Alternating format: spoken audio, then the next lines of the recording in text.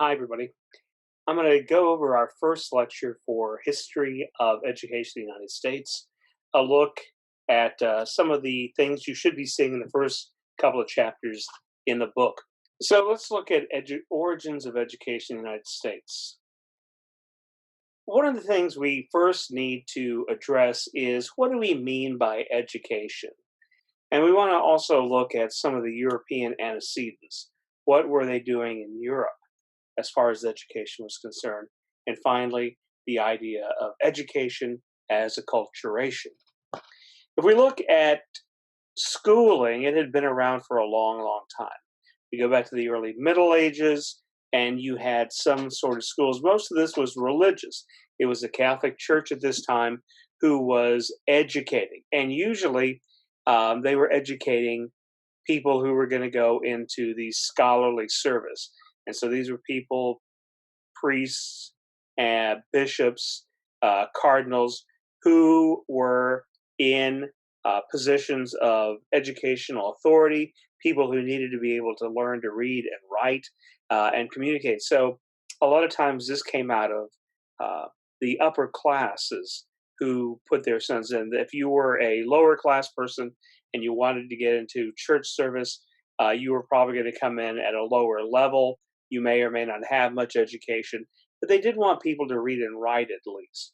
And this continues, and the idea of universities begins to develop in the Middle Ages and then on into modern Europe. So there was a precedent, there were examples of schools, as we think of schools somewhat, in the Middle Ages in Europe, where people were trained to study ancient texts, to read ancient languages, to study criticisms by other scholars, and to synthesize and process the data.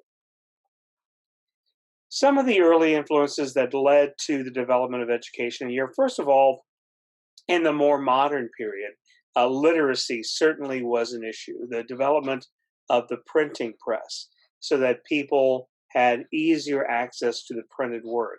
That had a tremendous effect, as did exploration that comes around at the same time.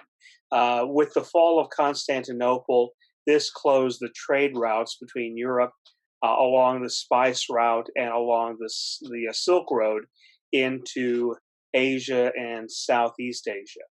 Now, what this is going to do, it's going to press the need to expand trade routes into the Atlantic and around the coast of Africa.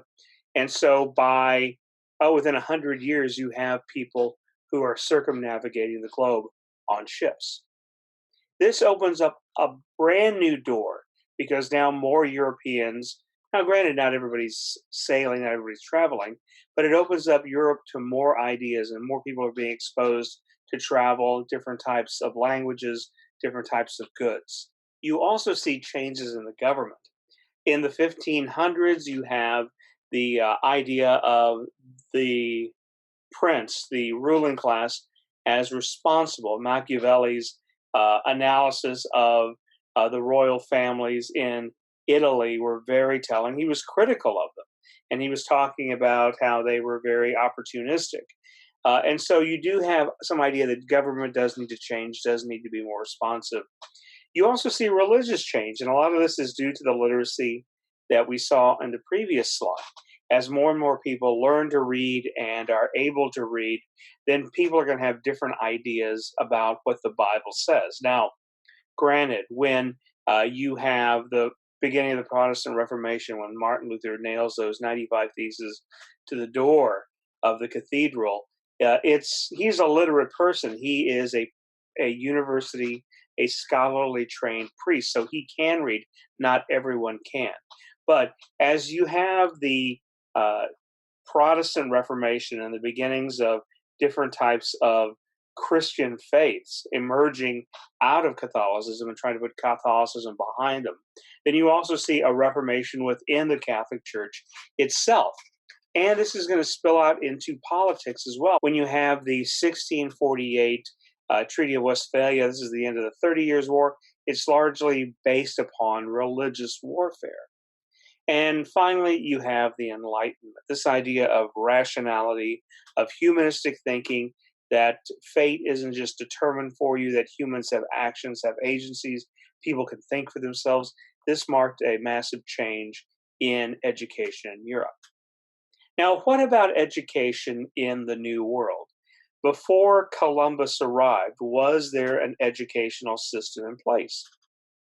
And if we look at what the Native Americans were doing, certainly they were training their young people. You had to know how to get along in the village, get along in your community. You needed hunting skills, you needed survival skills because they were dealing with hunting, they were dealing with enemies, and sometimes wild animals. How do you survive if you're out by yourself? How do you know what plants are edible? How do you know what animals to avoid? How do you know how to avoid those animals? And then hunting skills. How do you fashion tools that you're going to need in the hunt? All of these things had to be trained. They had to be shown, they had to be demonstrated. So this, in fact, was a form of education. What about agriculture? How did you know what to plant? And beyond that, the agricultural revolution that happened across the globe changed the way people had society. With the development of agriculture, you had more stable societies.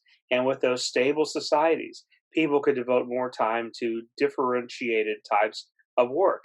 People could be priests, people could be teachers, people could be politicians. And so you had this idea that you needed religious training that went along with this. You needed cultural training. What were the expected attitudes? What were the expected practices within your community? Now, that's not something you think you have to go to school for, but school, in fact, does train us how to behave in the societies in which we live. So, this is a look at pre colonial education before the European colonists got to North America. What was their educational experience like? Was their education already going on here? And what were the precursors? All of these things, your book, chapter one, talks about. So, this lecture is not meant as a substitute for your reading. Please read along as well.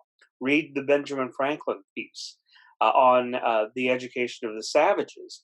Now, remember, Franklin is very satirical. And so he's poking fun, but not at the people you think he's poking fun of. And that was the beauty of satire, is that they could criticize society, customs, government without actually offending people in power. And so who is he really criticizing? What is he really saying education should be for? And I think if you know a little bit about Franklin, it'll help you to answer those questions.